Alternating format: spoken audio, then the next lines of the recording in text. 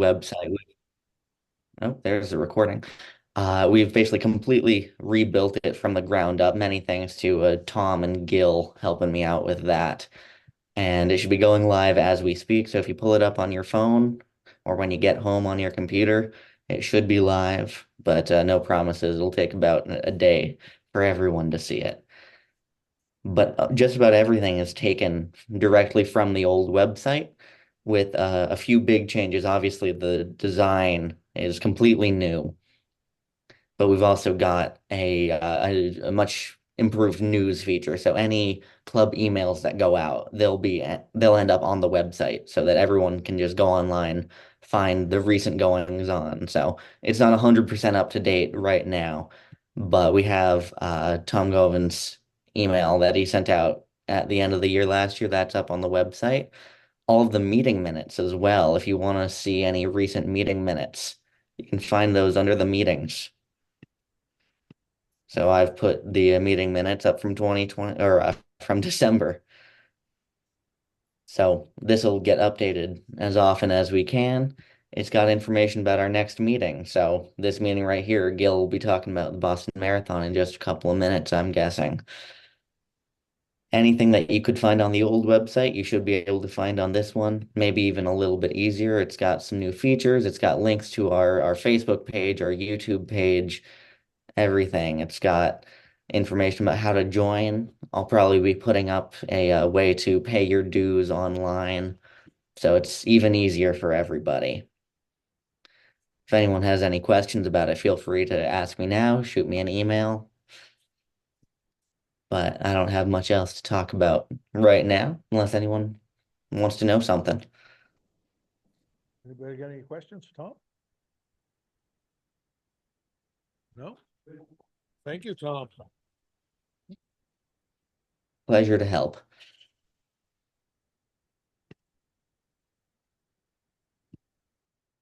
All right. Thanks, Tom. Appreciate it. And Gil has something to say about Boston Marathon.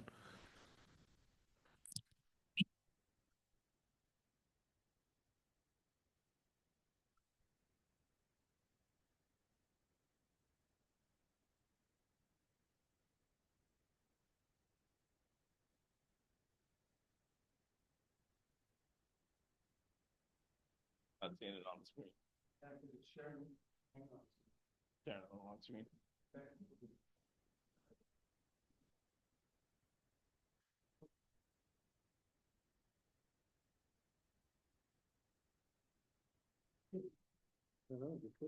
Drag the thing over the. Yeah, hang on a second. Standing by.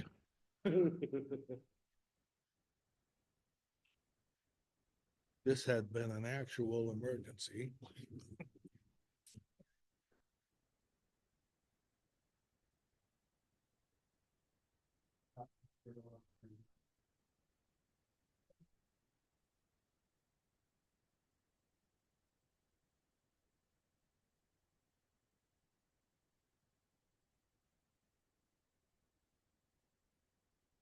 All right, wonderful. All right, so I'll be going through some of the things that we do at the Boston Marathon as amateur radio volunteers. This presentation was given to me by the Boston Marathon Amateur Radio Emergency Communications Committee and Rob Macedo. I took it and made it a little bit more kind of geared towards volunteers. Rob's prezo was a little bit more about how the leadership works, but big kudos to them for putting this together. A little bit about the marathon. I mean, it's obviously a gigantic event. It's organized by the BAA, the Boston Athletic Association. It's gigantic. It's world class. I have run into runners from every country imaginable: New Zealand, Sweden, some that don't speak English, and you have to try to find out what they're, you get people come up to you and saying, hey, and you have no idea what they're saying. You got to go find a translator. Thank God for Google Translate these days. But generally about 30,000 runners every year, and that's registered runners. There's always a decent amount for a large marathon like the Boston Marathon, there's also a decent amount of unregistered runners that just kind of join in the pack and run just to say, "Oh, we ran." Some of them even try to get a medal at the end, but yeah, not so much. It takes about 10,000 volunteers. Most of those are medical personnel of various kinds, as you can imagine. It takes about 8,500 public safety officials, mostly, again, EMS, lots and lots of police, and decent amount of DPW, too, to route the course together, put the course together as far as that's concerned. And 1 million spectators spread across the event. Massive event, takes a lot of volunteers, takes a lot of stuff, and it's gigantic. Here's the route and what comes to be the challenge for amateur radio and how we come into it. Excuse me, Gil. Mhm. All I'm seeing on your sharing is the voice meter.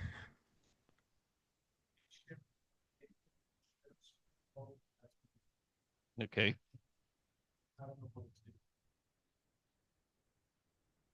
You want to try resharing it, Tom?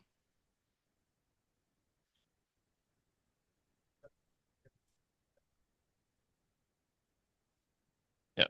Tom's going to try to reshare. Stand by. That's because you switched screens. Yeah.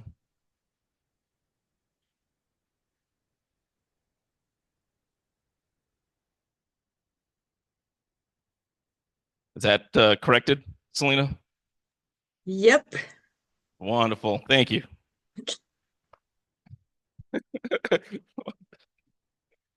Yes, absolutely.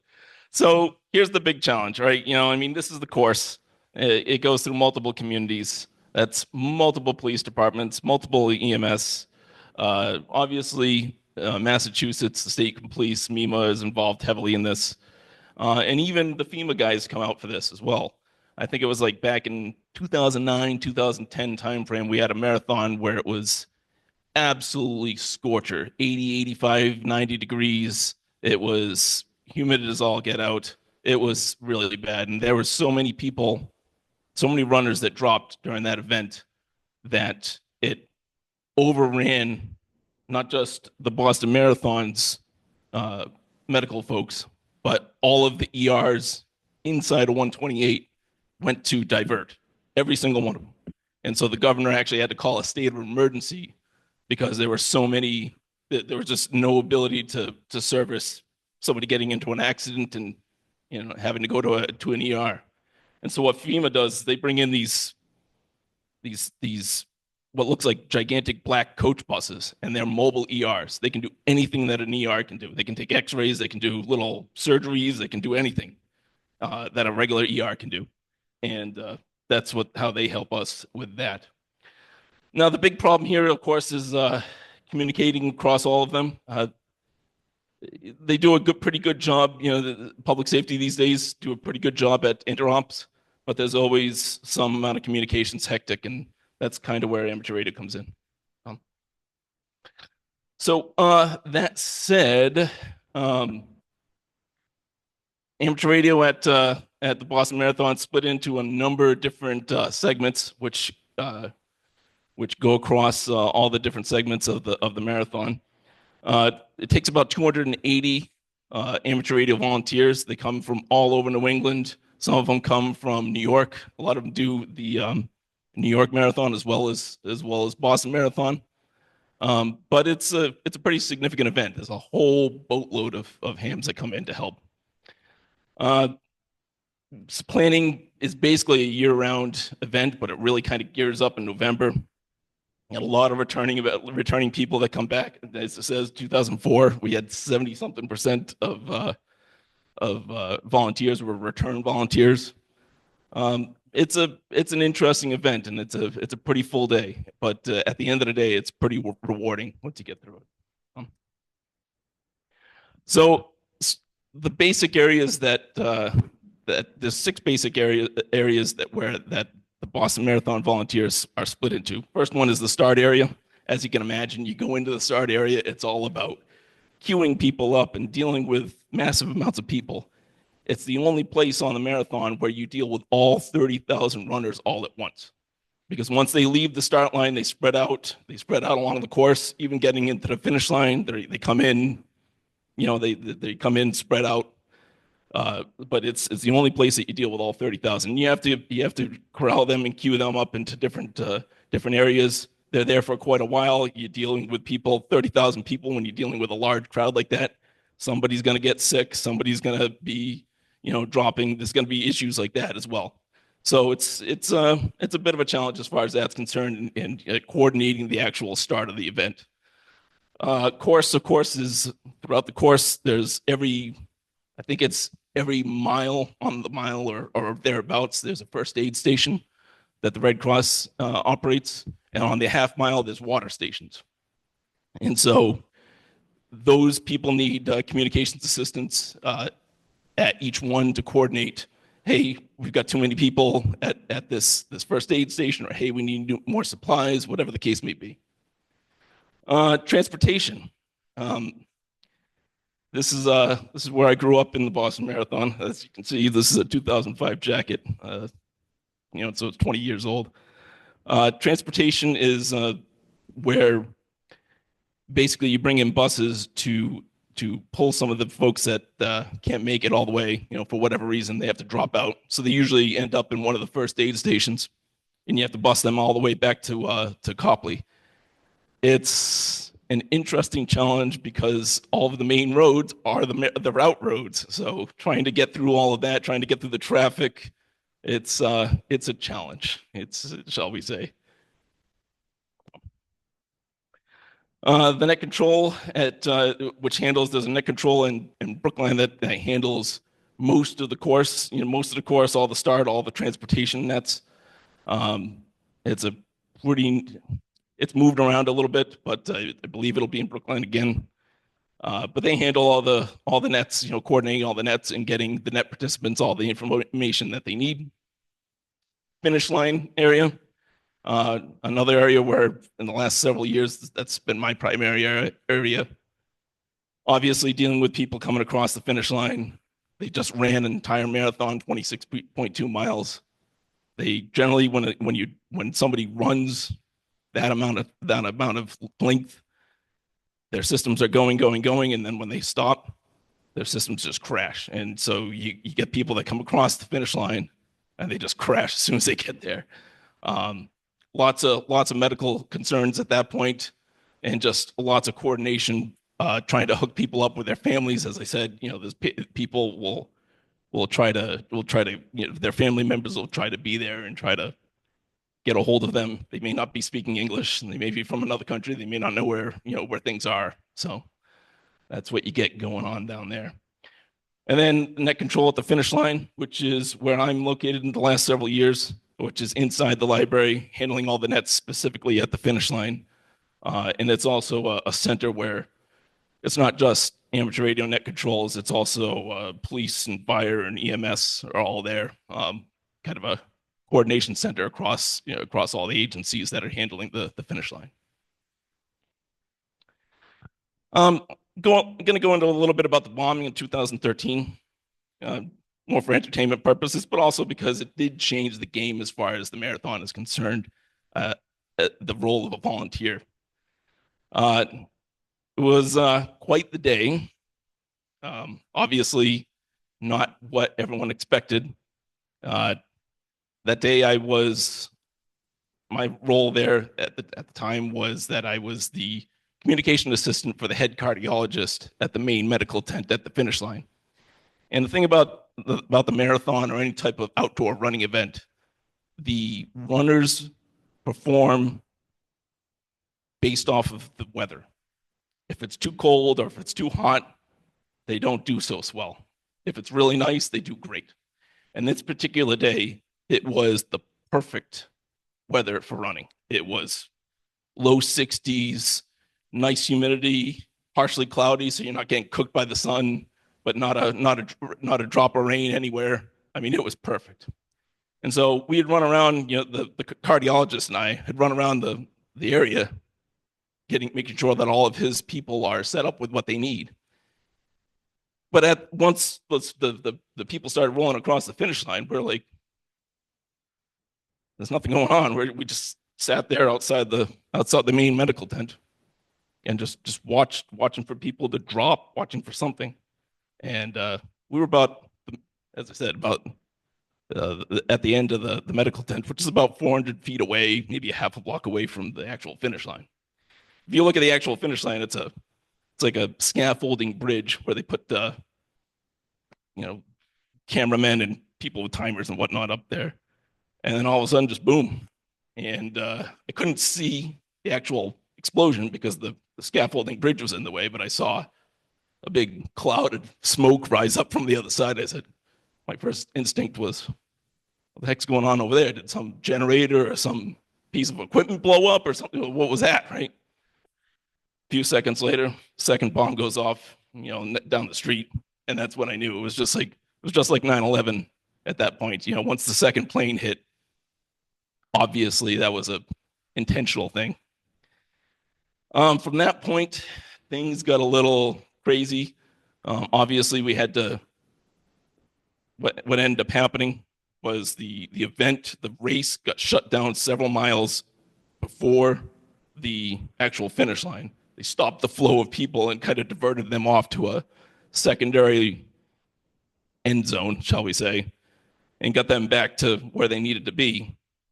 And they instantly locked down the whole Copley Plaza area.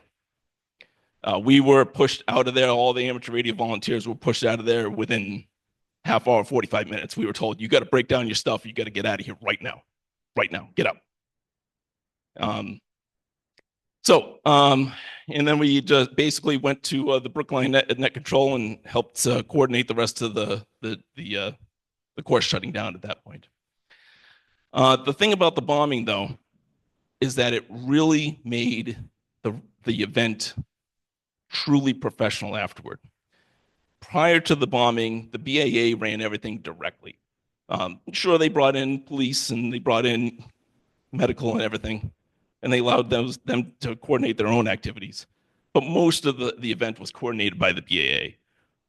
After the bombing, MEMA said, whoa, we kind of need to be a lot more involved with this. And so once that happened, MEMA and FEMA and state police are treating the Boston Marathon much more like a large-scale disaster event of some kind, something that requires emergency management activation, right?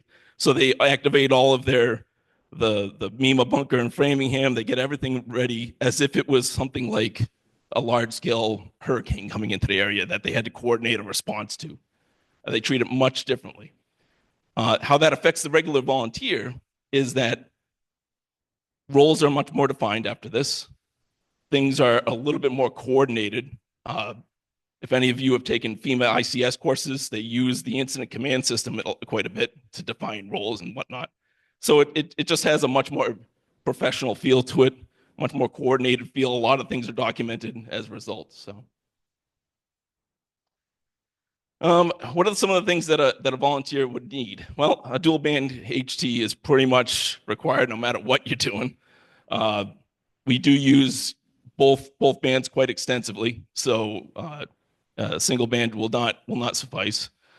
You really need a headset, and a good headset, primarily something that has headphones, because there are many environments at the Boston Marathon that are very noisy, and you will not be able to hear even with a speaker mic. You have to have some sort of earpiece.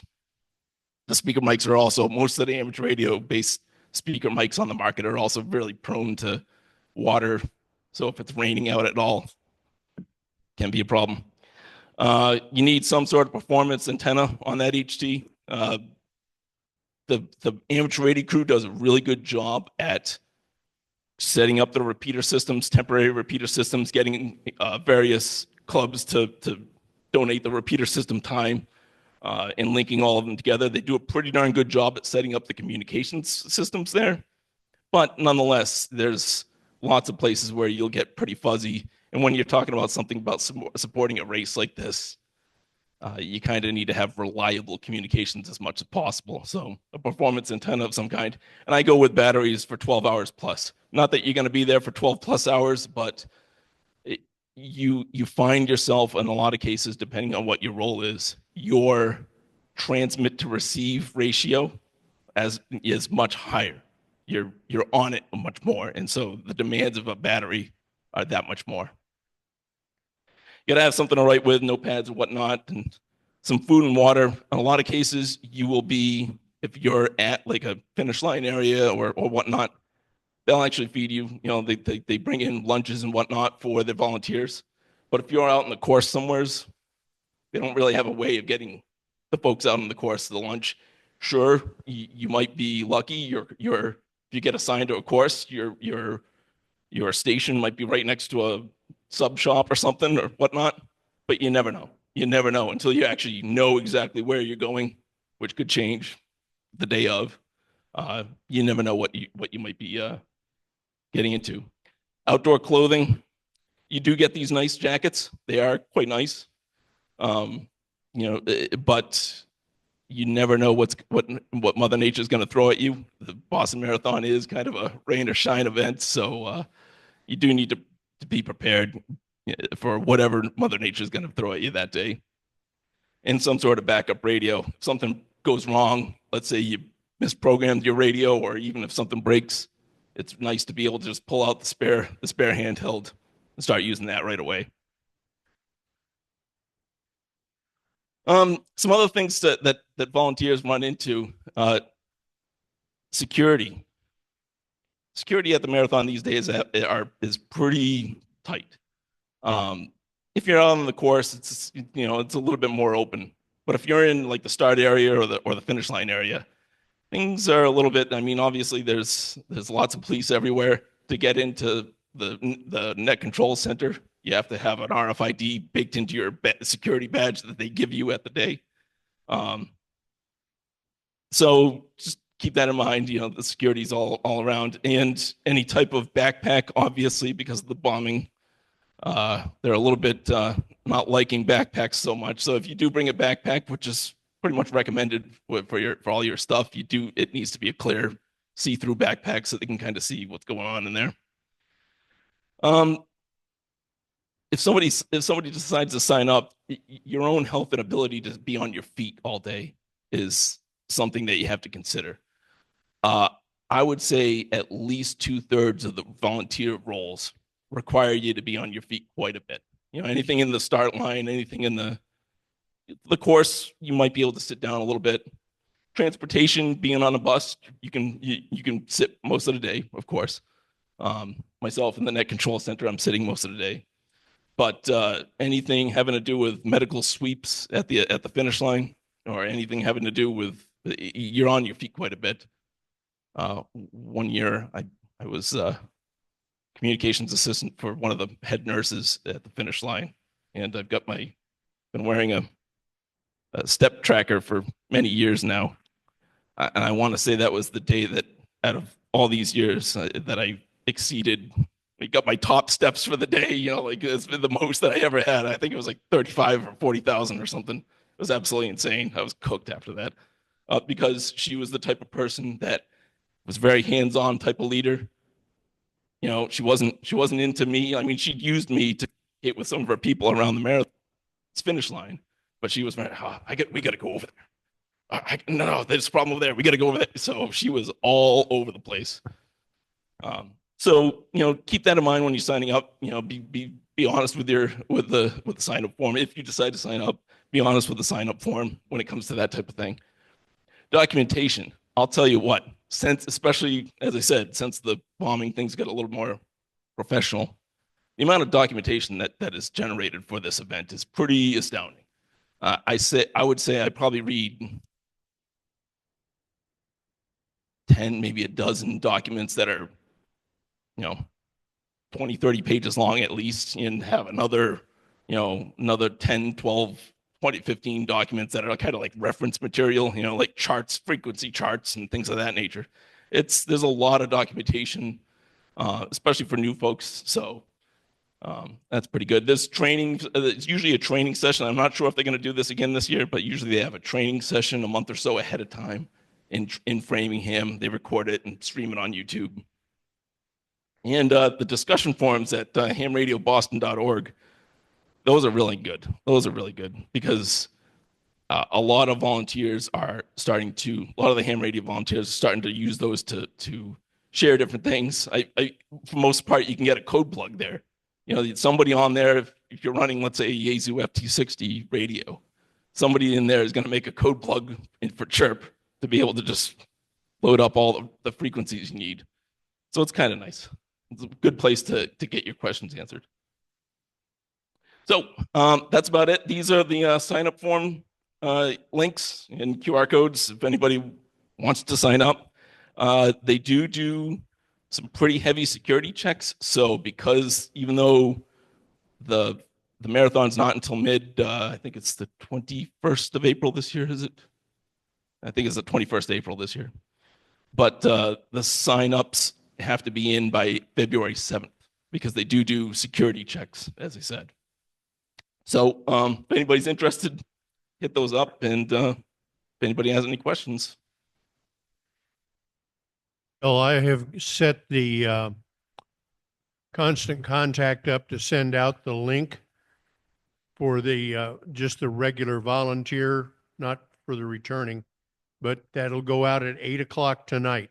So if you're interested in volunteering for the marathon, and I've done several of them, it's easy to do. Sign up, and they need it. Last year, they were short nearly 50 radio operators, yep. And it takes close to 300. Yeah. So yeah. we're needed and we're appreciated. Believe it or not, they love us down there. The only issue I had was the year after the bombing. One of our buses was a medical bus. Transportation. We couldn't get through one of the security checks. And it was like, no, we are the medical team and we're picking up somebody. Yeah. And it took an act of Congress to get us through there, but we got through. And it was because the amateur radio operators were able to do interoperability with the law enforcement. We were able to get through. Yep. The security there was really crazy the following year because they were afraid of copycat. They were afraid of copycat. So it's calmed down a little bit since then, but the following year I can't tell you how many bomb sniffing dogs I saw at the finish line area. I mean, it was insane. It was insane. Yeah. Gil, you started to allude to this, but programming radios, is that that website or that forum you mentioned, is that where people are going, or are they just passing out the information on the repeater frequencies and you're So as I said, there's a lot of documentation, and usually it comes out, usually all the official documentation that you need comes out about 2 weeks ahead of time before the event.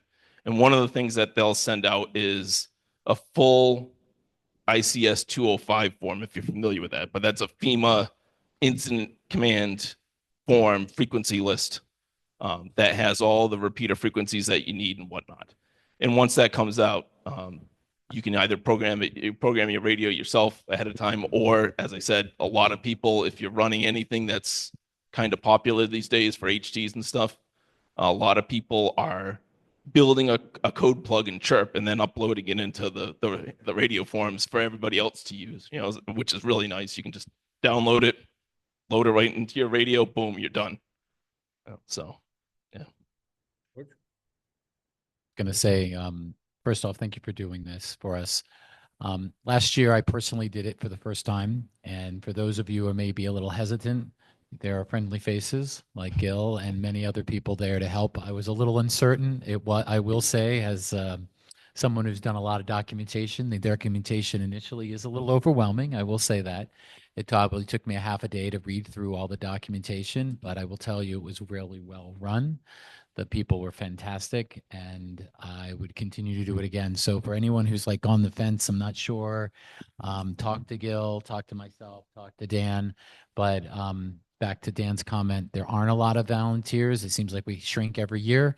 So it's cool. I think there's a lot of you can learn a lot from it. And it's something to be proud of. I mean, it's not something fly by night event. It's something you can be proud of because it is a big event. You are trained. There's a lot of security stuff, but afterwards you're like, wow, that's pretty impressive. So I would highly recommend, as someone who did it first time last year, we'll do it again. So please, the deadline is coming up February 7th, Yeah, so you don't have a February lot of time. But if you're on the fence, absolutely talk to one of us. It was a fantastic. And if you want to ease into it, I highly recommend the transportation, because if you're in one of the vans, rain, snow, sleet, or rain, you're actually warm. So Yes. Yes. I did mine last year and there, and that was a good introductory to stay dry and relatively fed. So just and if you want to try it, go for the transportation, because there's a lot of people involved with the transportation. A lot of people. Yep. Yep. And staying dry is a good thing. There was a year, I want to say 2012-ish. Um, it was the exact opposite of what I mentioned before with it was 45 degrees, raining, cold rain all day long. Gale force, it was, and whipping around the buildings, and it was bad. It was bad, especially for, I mean, for the runners, but especially for the volunteers, right? The runners are at least running and creating heat and everything. For the volunteers, they were freezing. They were freezing. But in a situation like that, having extra volunteers is a good thing, because then you can start swapping people out. Somebody's getting cold, needs to go inside. You can send somebody to temporarily, relieve them for a little while, so on and so forth. So the more the better. I mean, even being put on a standby is a good thing, because if it's nasty weather that day, you will be used. That is for sure. That is for sure. Cool. Any other questions? Thank you much.